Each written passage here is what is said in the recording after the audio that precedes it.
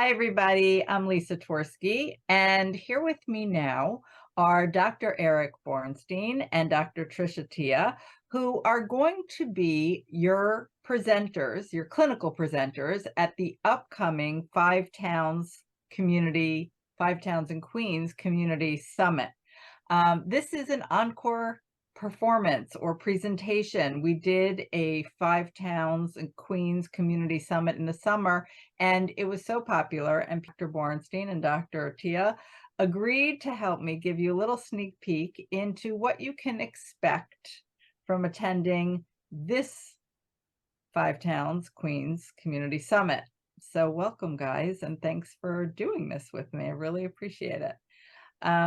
Let's start with you, Dr. Eric Bornstein. Let me just let people know who you are. You are a senior lecturer for the Institute for Natural Resources, and you create and deliver CE courses on subjects like marijuana, vaping, hallucinogenics and psychedelics, opioid, and addictions. So welcome. Your title for this event is The Evolving Dangers of Vaping, Hallucinogenics, and Psychedelics. And could you tell us a little bit, give us a little preview of what we can expect from attending your lecture? Sure. Thank you very much, Lisa. I've been lecturing on the topics of the dangers of vaping, nicotine, marijuana, and the use of psychedelics for the better part of 5 years. And probably after lecturing to close to 150,000 medical professionals, I found that there is a real lack of information as to what these things really do. The vaping devices with nicotine are stronger than we've ever seen them before. 3 or 4 drags on a nicotine device can be equal in nicotine delivery to a young person of half a pack of cigarettes.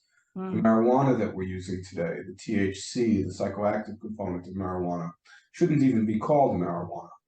In 1969, at the Woodstock Music Festival, everybody was smoking 1% marijuana.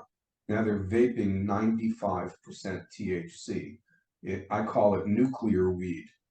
And now, instead of people simply dropping LSD or eating magic mushrooms, they're starting to vape hallucinogens. They're vaping the traditional serotonergics, such as LSD, psilocybin, mescaline, DMT, the main component of ayahuasca. But they're also getting into some very different types of atypical hallucinogens, things like salvia, things like ketamine, drinking dextromethorphan and mixing and matching with other issues. So all of these we're going to talk about to really bring the audience right up to the present day of the issues and the dangers. And the vaping is not safe. The marijuana is not safe. And certainly the psychedelics and hallucinogens today are not safe. And if you're buying this stuff on the street, you have a 60% chance of somebody putting a little fentanyl in it just for good measure. So as clinicians seeing patients, we all need to understand that. And that's what my program is going to be about. Amazing. So we're really going to have a clearer picture of some of the things that we might be confronting or hearing about, and need to understand the gravity of what we're hearing about when we hear about it in our practices, and not dismiss some of this stuff because it's become so commonplace, to really understand the dangers and be able to help our clients. That's amazing. Thank you. Looking forward. Dr. Tricia Tia is in full-time private practice in Manhattan, and specializes in interpersonal trauma, and is the co-president of Our Place. And thanks, Trish. I know you also have a very busy schedule. You're going to be talking about somatic IFS. It's not talk therapy. And what's this presentation going to be like? What can we expect? So I think most people at this point, certainly most therapists, have heard about IFS, Internal Family Systems, which was developed by Dick Schwartz. Susan McConnell developed the somatic pieces that are already in IFS, and has gone on to develop somatic IFS, which is more somatic than regular IFS. She is here with me right now in Brooklyn.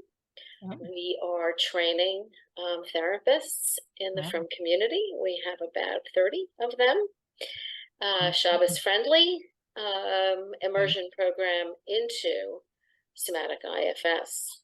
Mhm. So what I hope to give to the people attending November 12th is there are 5 practices of somatic IFS. So I'll give an overview of all of them. And then the experiential part, since this is not a talk therapy, Mhm. dividing people and giving them a felt experience of 3 of the 5 practices.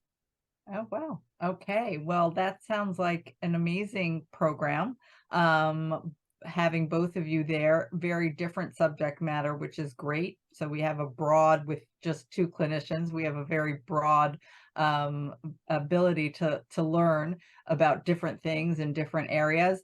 And I should just mention that there's also going to be a presentation on the state of mental health in the Orthodox Jewish community by Rabbi Binyamin Babad from Relief Resources, and Rabbi Yossi Zagatinsky is going to give us Divrei Chizuk, and there's going to be Q&A with Rabbi Shais Taub. And as always, in our community summits, there's going to be a lot of networking, a lot of connecting, a lot of cross-pollinating.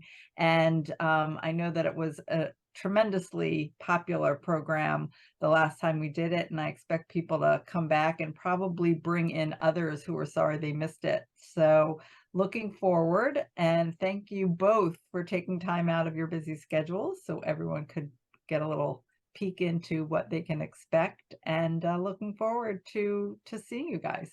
Thanks Thank so you, much. Lisa. Thank you. Thank you so much.